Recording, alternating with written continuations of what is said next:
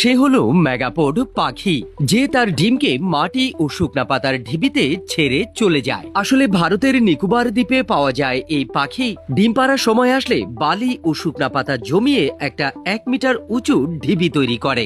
এরপর মা পাখি ওই টিলার উপরে গর্ত করে ডিম ছেড়ে ঢেকে চলে যায়। এরপর শুকনা পাতা ও অন্যান্য জৈবিক পদার্থ ধীরে ধীরে গলতে শুরু করে, যার জন্য প্রাকৃতিক রূপেই গরম অনুভব হয়। আর ওই গরম ডিমগুলোকে সেক দেওয়ার কাজ করে।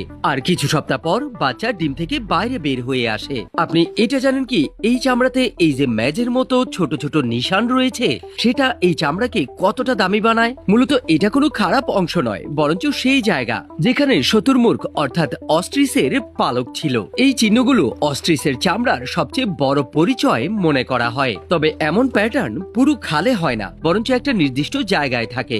তাই তো ওই অংশ দিয়ে বানানো ভ্যানিটি ব্যাগ, ওয়ালেট বা বেল সবচাইতে খাস মানা হয়। তবে এই নিদর্শনগুলোকে মেশিনের সাহায্যে সরানো সম্ভব, কিন্তু বেশিরভাগ মানুষ ওই দাগগুলোকে সরাতেই চায় না, কারণ ওই আলাদা ধরনের প্যাটার্ন ওই চামড়াকে আরো খুবসুরত ও সবচেয়ে দামি বানায়। ঢাকা বাংলাদেশে একটা আনোখা রিক্সা ট্রেপার লাগানো হয়েছে। বাইক অথবা কার আরামসে তো বের হয়ে যেতে পারে, কিন্তু যখনই কোনো রিক্সা ওঠে তখনই তার চাকা লোহার জালে আটকা পড়ে। কিছু কিছু জায়গায় তো টায়ার যেন পাঞ্চার হয়ে যায়, চোখা চোখা কাটা লাগানো আছে। শুরুর দিকে তো মনে হয়েছিল এরপর থেকে ওই রোডে আর রিক্সা ঢুকবে না, কিন্তু ঢাকার রিক্সাওয়ালারা হার মানেনি। কেউ তো টায়ার বদলেছে, আবার কেউ কেউ রাস্তা পার হওয়ার টেকনিক। ফাইনালি ট্র্যাপার হেরে গেছে আর রিক্সাওয়ালারা জিতে গেছে।